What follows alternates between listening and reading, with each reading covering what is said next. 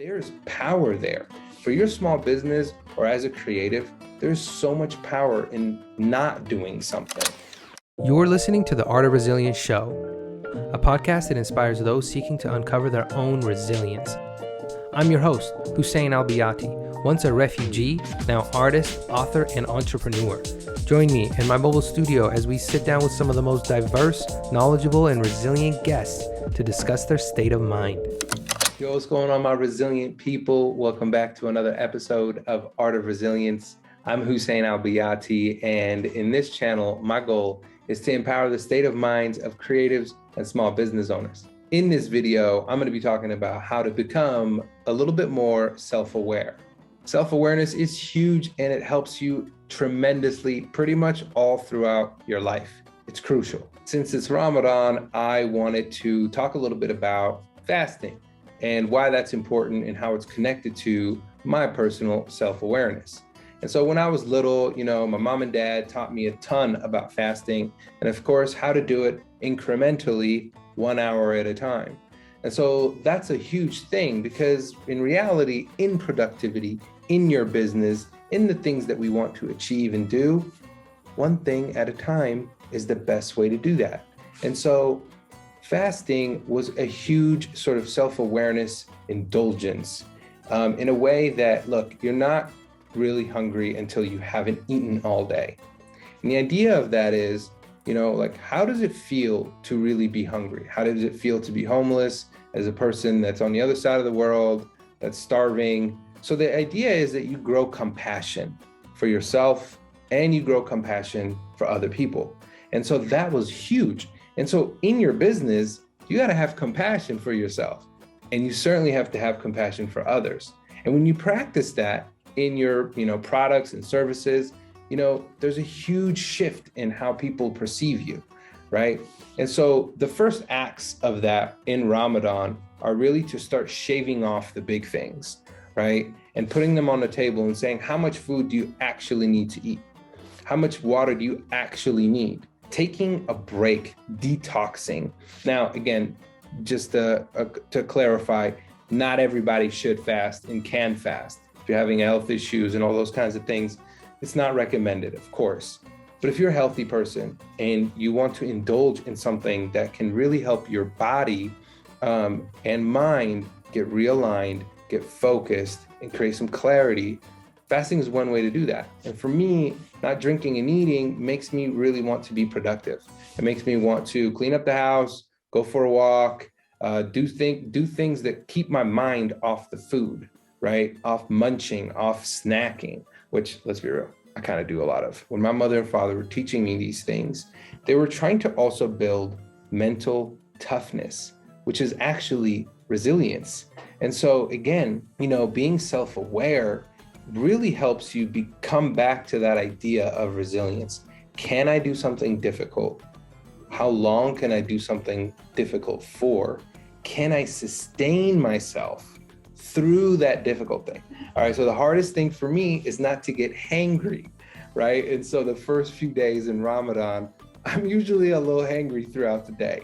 But as I push that and I push that over the next few days and hopefully in the next couple of weeks, I'm aware that I get angry or frustrated with little things, but it's attached to not me eating. And so I can sort of start shifting that and be a little bit more patient with myself, be patient with other people. Again, coming back to that compassion and awareness. And so again, removing something from your daily, habitual grind, you're actually being aware of it. And you are saying, you know what, I am making a commitment, a choice to not do that for, an extended period of time, an hour, 2 hours, 6 hours. How long can I go without doing that? And what else can I replace that with? There's power there.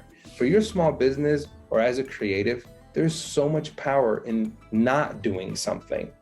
But for me, the more I got to know myself, the more I decided that I simply want, small challenges that can help me become a better artist, become a better creative, a better speaker, challenges that simply give me that serves that urge to just be creative, and so that can then churn into money, can churn into achievements, but that's not the ultimate goal. The ultimate goal is finding things that challenge me and push me in ways that can help enhance my clarity, my purpose compass, and where mission it's taking me to next. And the way I do that is, and one way I always suggest, is grabbing a sketchbook of some sort or a notebook so that you can write your thoughts, journal, doodle, whatever it is. Here's the thing though, with grabbing a sketchbook, get an expensive one. I promise, spend 25 bucks, spend 30, spend $40 on a really nice notebook. The reason for that is then you're committed. You're committed, you wanna come to it.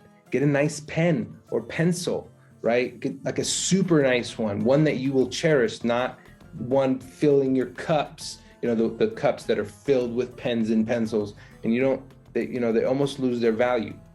Bring value to those really simple things, and you will want to use them more. You will want to engage with them and put time in your calendar to engage with them. I promise you it makes a big difference. And it will bring you a little bit more self-awareness when you write out your day, write out your thoughts, things that you're struggling with. Definitely write what your strengths are and write about what your weaknesses are. And just putting those on paper and reading them out loud to yourself, you'll realize like you are way more powerful than you think. And you can take those strengths and weaknesses and figure out how to develop them further. Knowing yourself is by far the most crucial element of self-discovery, self-understanding, and how that helps your relationships, your business, your growth. It's tied to everything. For me, fasting started that spark. And I'm grateful for my mom and dad teaching me how to fast, how to practice that fasting. And again, whether I take away food or water, or take away my phone, or take away things that aren't serving me necessarily, but they're just habits, I've realized the strengths in that. And I've realized how much mental toughness I gained from it.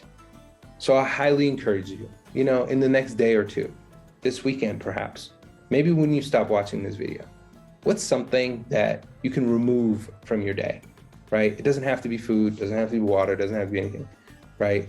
It could be something that you're struggling with. Can you remove it from your life and replace it with something else? And at the end of Ramadan, we celebrate it with Eid, which is a huge celebration. It's 3 days, right? And so when you do that for an hour or 6 hours, or when you remove the phone or whatever it is, put a treat at the end. Give yourself time to celebrate that, and then try it again.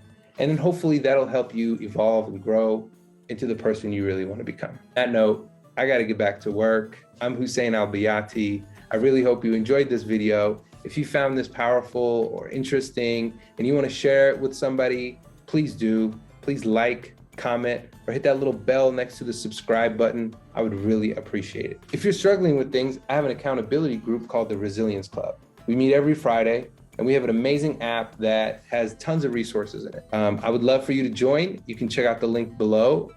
We also have the Run for Refugees. If you're interested, you can sign up at refugees.com. The Run for Refugees supports refugees all over the world. Right now, we're working with Pads for Refugees to get women products that they need. On that note, I'm Hussein Al-Bayati. You guys take care. Have a good one. Peace.